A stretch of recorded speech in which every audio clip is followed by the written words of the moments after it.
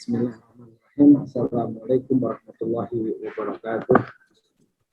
Assalamualaikum warahmatullahi wabarakatuh. Alhamdulillah, syukurillah, wala haula wala quwata illa billah, asyhadu an la ilaha illallah, asyhadu anna Muhammadan abduhu wa rasuluh.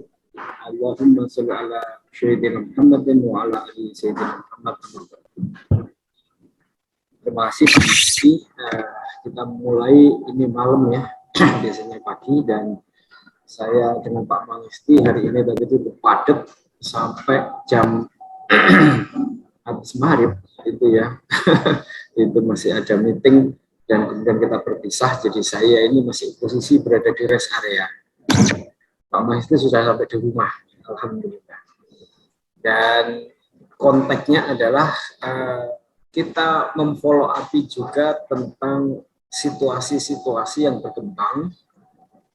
Apa yang berkembang hari-hari ini itu sebenarnya tidak lepas dari apa yang sudah kita prediksi dan apa yang sudah menjadi perkiraan kita. Jadi tentunya kita tidak akan kaget dengan berita-berita hari-hari ini, dan oleh karena kita tidak kaget itu, maka kita harus memfollow up, karena menurut saya berita-berita yang berkembang hari ini tentang ekonomi digital, startup digital, itu di satu sisi memang kabar buruk. Tapi di sisi lain, kita harus segera memfollow up untuk mengambil alih kekosongan. Baik, saya akan mulai dari beberapa hal, misalnya ya.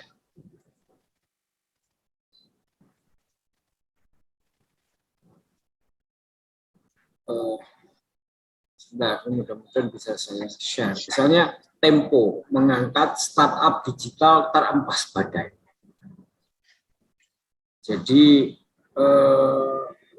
orang Tempo dan juga pembahasan-pembahasan yang cukup populer itu sudah mengangkat beberapa hal yang terkait dengan startup digital.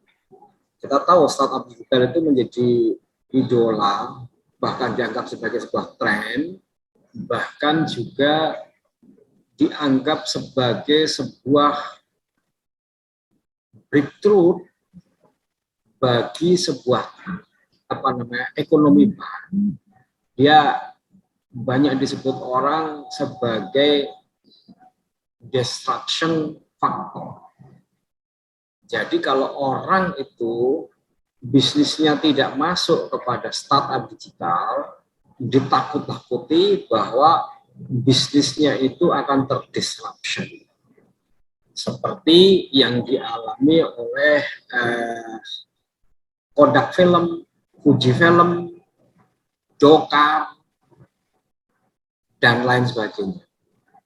Nah, ini justru bisa menjelaskan kepada kita bahwa sesungguhnya kata-kata disruption yang selama ini kita pahami itu adalah disruption yang sebenarnya menyesatkan. Karena ternyata startup digital itu sendiri terdisruption sekarang, yang kemudian dibilang oleh Tempo sebagai terempas badai. Saya sih sebenarnya tidak menyebutnya terempas badai ya. Di minggu yang lalu saya menyebutnya gone with the wind. Ini tertiup angin gitu ya. Nah, tapi ini lebih dari angin, ini terempas badai. Kalau menurut saya sih sebenarnya kalau kita sudah mengikuti dalam kajian-kajian kita sih sebenarnya bukan startup digitalnya yang terempas badai. Bukan startup digitalnya yang kemudian menjadi zombie di dalam istilah yang lain ini ya, sebentar saya carikan. Yang lain itu menyebutnya sebagai zombie.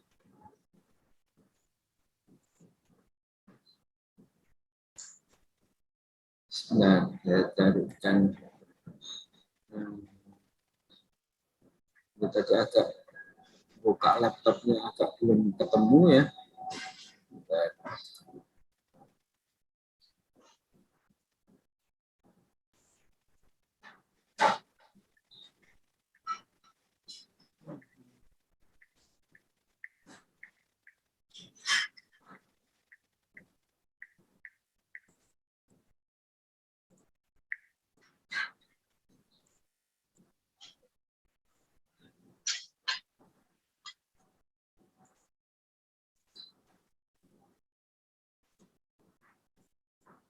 Nah, ini kata data itu dia menyebutnya sebagai zombie unicorn. Jadi zombie unicorn melanda bisnis digital. Unicorn itu kan lebih mengarah kepada sebuah model bisnis digital yang dia besarnya 14 triliun. Dan itu kemudian menjadi tren yang dibangga-banggakan. Tapi sekarang itu dia malah kemudian disebut sebagai zombie. Kenapa zombie? Ya, dia masih hidup, masih ada. Tapi laporan-laporan itu semuanya rugi, besar sekali. Semuanya rugi besar sekali. Puluhan triliun, dan bahkan kalau di Indonesia ini menjadi gonjang-ganjing karena yang menjadi korban dari zombie unicorn itu bukan perorangan, tapi perusahaan-perusahaan besar BUMN seperti Telkomsel, dan perusahaan-perusahaan besar yang lain yang mereka masuk, sehingga kemudian ini menjadi persoalan yang cukup rumit karena kemudian yang terlibat bukan hanya perorangan, tapi kemudian BUMN besar. Dan kemudian mereka ini sekarang berlomba-lomba melakukan efisiensi dengan melakukan PHK besar-besaran. Kenapa? Karena seperti Goto itu dia belum IPO penuh, ya. Sebenarnya dia itu IPO baru sekedar 5% untuk mendapatkan dana sebesar 15 triliun. Padahal valuasi dia itu kan 240 triliun dan target untuk IPO penuh itu adalah 500 triliun.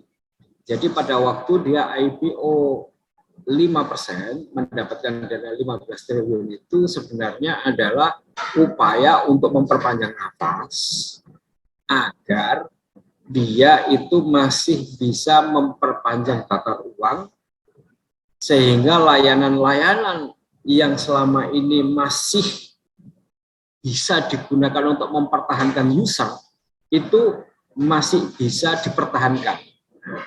Apa layanan yang bisa mempertahankan user? Di dalam Goto itu adalah misalnya cashback, misalnya juga diskon, misalnya juga free ongkir, misalnya juga apa namanya ya, yang bersifat mempertahankan user. Karena apa? Karena user dari startup digital itu ya itu kan masih bertahan karena mereka itu dilayani oleh kemudahan-kemudahan. Yang kemudahan-kemudahan itu bukanlah kebutuhan pokok. Nah, jadi yang bisa kita pahami dari fenomena ini adalah sebenarnya pembuktian dari beberapa diskusi kita yang telah lalu tentang sebuah model bisnis. Model bisnis startup digital dengan model unicorn dan dekakorn ini kan dia itu berusaha untuk mendapatkan user yang sebesar-besarnya, tapi dia belum mendapatkan keuntungan. Lalu jumlah user yang besar itu akan ditawarkan kepada investor bahwa suatu saat nanti bisa divaluasi. Lalu kemudian dengan besarnya user itu dia mendapatkan tambahan terus ya investasi hingga mencapai unicorn dan dekakorn. Tetapi kita tahu, sudah kita ulangi lagi, bahwa user yang dia dapat itu dengan mudah itu adalah user yang dibeli, yang disogok bahasanya, yang dilayani karena ada pragmatisme yang ditawarkan melalui promo-promo, sehingga kemudian dengan segala kemudahan mereka itu tetap menggunakan aplikasi tersebut. Nah, suatu saat apabila bakar uangnya itu habis, ya, seperti kita prediksikan, bakar uang ini dia tidak akan terus-menerus. Dia ada waktunya yang kita sebut dengan exit strategi atau strategi exit, atau bahkan dalam roadmap dia dalam satu kajian itu disebut dengan runway, kabur, melarikan diri. Maka ketika dia runway atau kabur atau kemudian strategi exit strategi, maka kemudian ya sudah tidak ada lagi faktor di mana dia bisa melayani user, di mana dia masih tetap menarik dan mengikat user itu. Sudah tidak ada lagi faktor di mana dia tetap engagement user itu dipertahankan. Dan dengan demikian, maka dia akan mengalami apa yang saya sebut di dalam minggu yang lalu itu gone with the wind, ya. Nah, seperti tertiup angin. Tapi kemudian Tempo mengatakan bukan hanya tertiup angin, tapi tertiup badai, terempas oleh badai. Kenapa dia terempas oleh badai? Simpel. Karena dia tidak bisa mempertahankan user. Usernya itu tidak bisa dipertahankan, maka turun, maka semakin turun. Kemarin saja ketika usernya banyak, dia itu belum profit. Dia mendapatkan revenue, tapi dia belum mendapatkan profit. Income memang ada, tapi itu hanya revenue, yang revenue-nya itu bila dibandingkan dengan modal, maka belum profit. Nah, cilakanya mereka itu belum sempat melakukan IPO. Yang sempat melakukan IPO itu kan baru Bukalapak dan kemudian dia berhasil. Nah, karena dia mendahului. Nah, lalu Goto ini belum berhasil IPO. Nah, dia kemudian baru IPO 5% untuk memperpanjang, lalu dia lupa bahwa ketika dia sudah IPO, maka sahamnya itu sudah tidak dia kontrol. Yang mengontrol adalah publik dan harganya jatuh. Hari-hari ini itu kita lihat harga sahamnya jatuh, kemudian kerugian itu meningkat pesat. Kenapa? Karena sekali lagi dia itu memang perusahaan yang masih belum untung, perusahaan yang masih rugi, dan oleh karena itu kemudian mereka sudah kehabisan nafas, kan gitu. Nah, ketika dia kehabisan nafas, ya tentu saja kemudian dia masih ada, tapi kemudian disebut oleh kata data sebagai zombie, oleh Tempo sebagai terempas badai, oleh para pengamat disebut sebagai skandal. Banyak skandal. Kenapa? Karena kenyataannya ketika investor itu sudah tidak menambah modal lagi, dia berusaha keras melakukan lobby kepada investor BUMN, yang BUMN itu dilobi atau setidaknya diberi prospek bahwa sebentar lagi akan IPO. Dan ketika akan IPO, maka uang yang ditanamkan itu dengan cepat akan mendapat kembalian berlipat.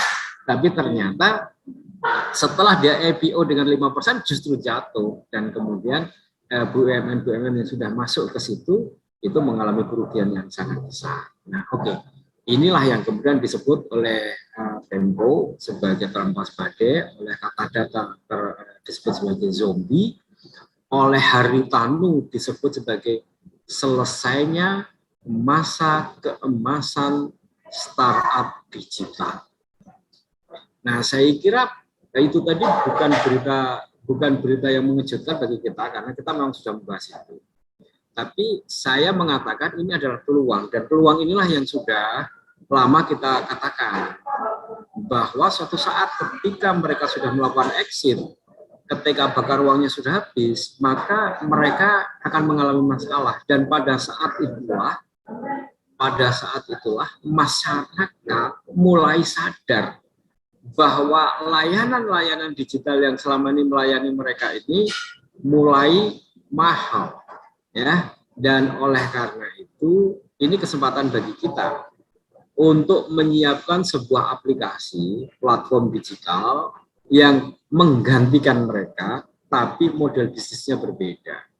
model bisnis yang berbeda itu apa? Model bisnis kita itu adalah kalau mereka itu kan mengandalkan kapital. Sehingga dengan kapital itu dia bisa menarik user. Itu dengan mudah dilakukan dan dengan massal. Nah, kita itu tidak bisa dengan melakukan itu. Yang bisa kita lakukan adalah dengan modal sosial. Oleh karena itu, model bisnis atau aplikasi yang kita harapkan untuk menjadi pengganti itu adalah sebuah aplikasi, platformnya itu berbasis komunitas. Kenapa? Karena komunitas itu ada leader. Dan komunitas itu ada ikatan sosial. Ada kohesi sosial, ada komitmen sosial yang bisa dibangun, sehingga kemudian leader bisa menggerakkan komunitas itu, kemudian mereka memiliki aplikasi sendiri. Mereka sudah kenal itu, aplikasi seperti itu ada pada startup-startup besar, tapi itu miliknya asing, miliknya orang-orang yang dengan kekuatan uang dia berbisnis itu. Tapi mereka sekarang sudah terempas, mereka sekarang sudah exit, dan tinggal zombie. Oleh karena itu, literasi digital kita itu kita sudah diuntungkan karena kita sudah membahas tentang ini. Jadi kita nggak kaget. Dan oleh karena itu, cepat-cepatlah kemudian kita membuat aplikasi platform digital itu untuk komunitas kita. Kenapa? Karena kebiasaan digital kita atau penggunaan lifestyle digital kita itu sudah terbentuk. Ketergantungan pada itu sudah ada. Lalu startup digital yang sudah ada itu sudah terampas. Jadi perlu pengganti. Nah, penggantinya itu adalah platform yang kita siapkan yang itu cukup di tingkat komunitas saja. Tidak perlu nasional. Karena kalau nasional itu nanti tentu saja perlu cost acquisition yang user yang besar. Tidak ada kohesi sosial yang membuat menjadi terikat. Nah, tapi kalau itu komunitas, maka itu ada leader. Kemudian leader bisa menggerakkan ikatan komunitas itu untuk menggunakan aplikasi yang dimiliki komunitas. Nah, ini kuncinya ada di sini nih. Bahwa kemudian komunitas itu memiliki aplikasi atau platform seperti yang dimiliki oleh startup-startup besar itu. Tetapi itu dimiliki oleh komunitas. Nah, di sini kemudian kita memerlukan sebuah platform aplikasi. Yang platform aplikasi itu kalau kita develop sendiri tentu mahal. Nah, oleh karena itu kan kita sudah menyiapkan. Dan bahkan kami itu sudah menyiapkannya secara gratis demi itu. Sehingga monggo itu komunitas-komunitas itu bisa menggunakannya secara gratis. Tinggal kemudian bagaimana gerakan sosial di dalam komunitas itu kemudian dibangun, ya, komitmen sosial itu dibangun, dan ini bisa kita lakukan dari titik-titik komunitas yang ada leadernya yang kuat. Contoh, sekolah itu ada kepala sekolah, maka kepala sekolah itu bisa menggunakan aplikasi di sekolahnya setidaknya untuk siswa-siswa dan orang tuanya pembayaran SPP. Nah, sehingga kemudian nanti pembayaran SPP itu menggunakan aplikasi yang dimiliki oleh sekolah tersebut.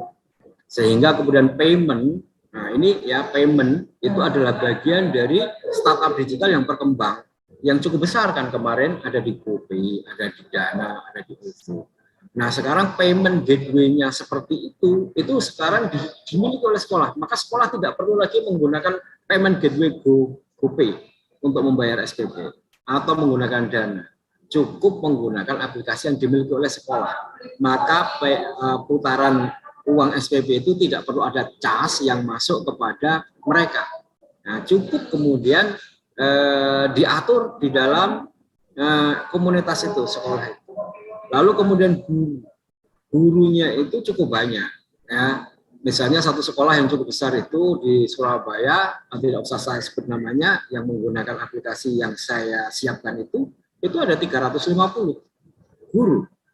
Nah, 350 guru itu di payroll dengan menggunakan aplikasi yang dimiliki oleh sekolah itu. Apa gunanya? Ketika di payroll, maka kemudian guru itu, data guru itu ada datanya secara digital. Lalu kemudian para guru itu diberi diberi kemudian fasilitas untuk dia bisa membeli sembako yang disediakan melalui aplikasi itu. Disediakanlah sembako lah, urusan sembako itu seperti beras, gula, minyak, telur, apalagi itu, dan kebutuhan sehari-hari seperti odol, sabun, dan lain sebagainya, bisa dibeli di aplikasi sekolah itu dan tidak perlu bayar, nanti potong gaji. Jadi pay letter tapi bukan kartu kredit, bukan pinjaman. Pay letter benar-benar belum punya uang, dia bisa membayar PLN, dia bisa membeli token PLN, dia bisa membayar tagihan listrik, dia bisa membayar top up pulsa dengan menggunakan aplikasi itu, walaupun uangnya masih belum ada. Nanti baru dibayar setelah gajian, jadi melalui pay letter. Pay letternya itu bukan kartu kredit, tetapi pay letternya itu syariah. Kenapa? Karena sama sekali tidak menerapkan kartu kredit, ada bunganya itu. Jadi benar-benar ditalangi oleh sekolah, lalu kemudian disuplai sembakonya, dan ini artinya kebutuhan sembako, kebutuhan seperti token listrik, kebutuhan harian seperti odol, sabun, dan lain sebagainya itu bisa dipenuhi oleh komunitas itu sendiri. Jadi saya mengatakan kesempatan ini adalah kesempatan bagus untuk masing-masing komunitas memulai mengkonsolidasi ekonomi di dalam komunitasnya dengan menggunakan teknologi digital yang bisa didapatkan secara gratis yang kita sediakan ya.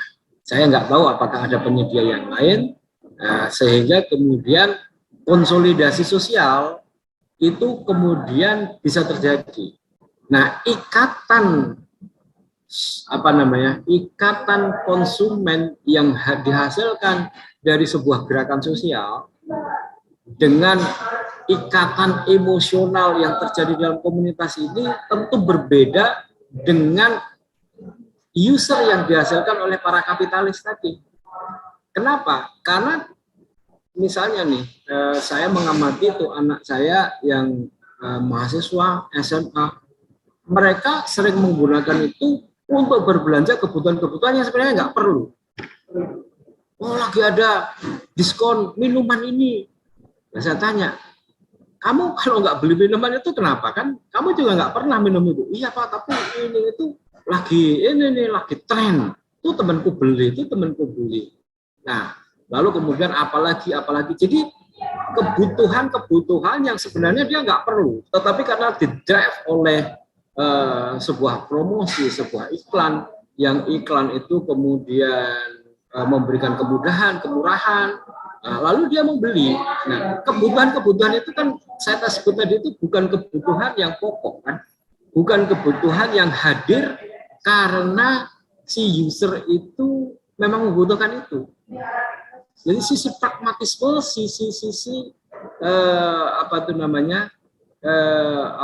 tren sesaat yang kemudian menyebabkan aplikasi-aplikasi itu bergerak dan kemudian memiliki transaksi-transaksi yang ditransaksikan hal-hal yang tidak penting, yang ditransaksikan hal-hal yang tidak sehari-hari dibutuhkan.